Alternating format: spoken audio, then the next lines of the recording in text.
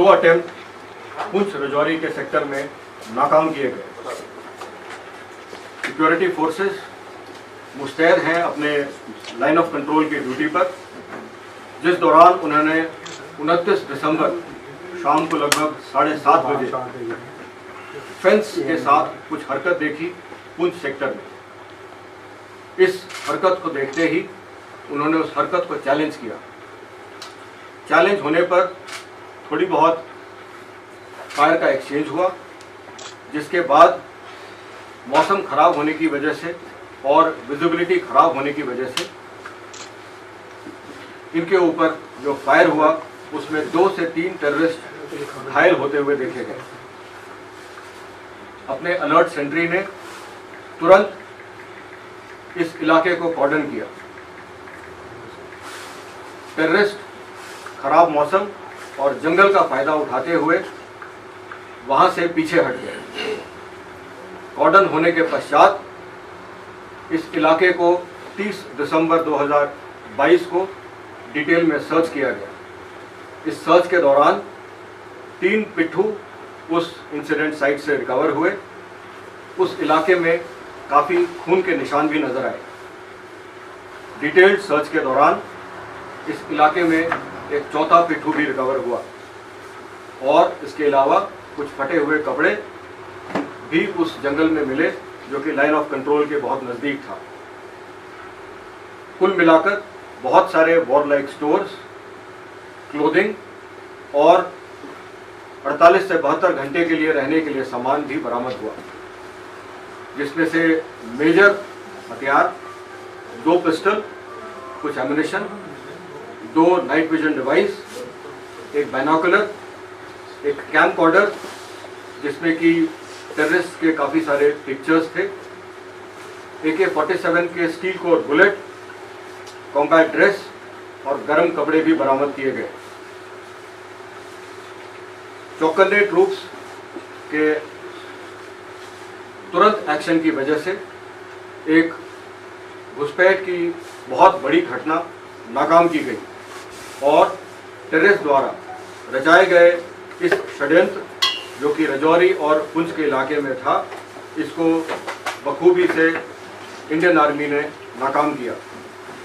Indian army line of control के तहत अपने कार्य में अलर्ट और सक्षम है और इसके आगे भी जितने भी इन्फिल्ट्रेशन के अटेम्प्ट होंगे उसको इंडियन आर्मी बखूबी अपने तरीके से अंजाम देगी। जय हिंद। 2023 तकरीबन 1900 बजे अपने सैनिक जो लाइन ऑफ कंट्रोल पे तैनात थे, उन्होंने 2 आतंकवादियों की शकिया हरकत ऑब्जर्व की।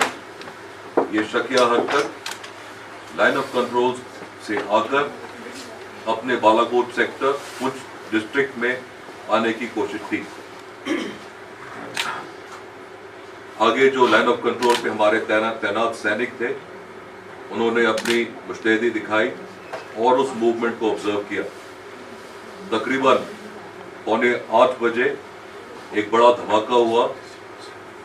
ये धमाका इसलिए हुआ कि इन्फिल्ट्रेटर जो टेररिस्ट थे, जो घुसपैठिए थे, उन्होंने आईडी को ट्रिगर किया, इसीलिए धमाका हुआ। इस धमाके के तुरंत बाद करीब 8 बजने से 10 मिनट पहले अपने सैनिकों ने एम्ड फायर टेररिस्टों पे किया और टेररिस्टों को मार गिराया।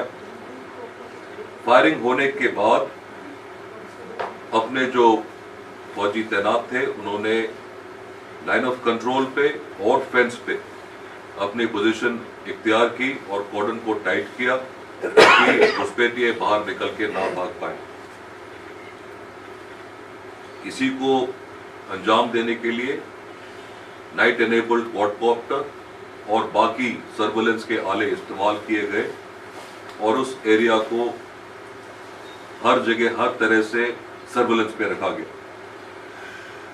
सर्च ऑपरेशन इस इलाके का तकरीबन सुबह 2 बजे 8 जनवरी को शुरू हुआ।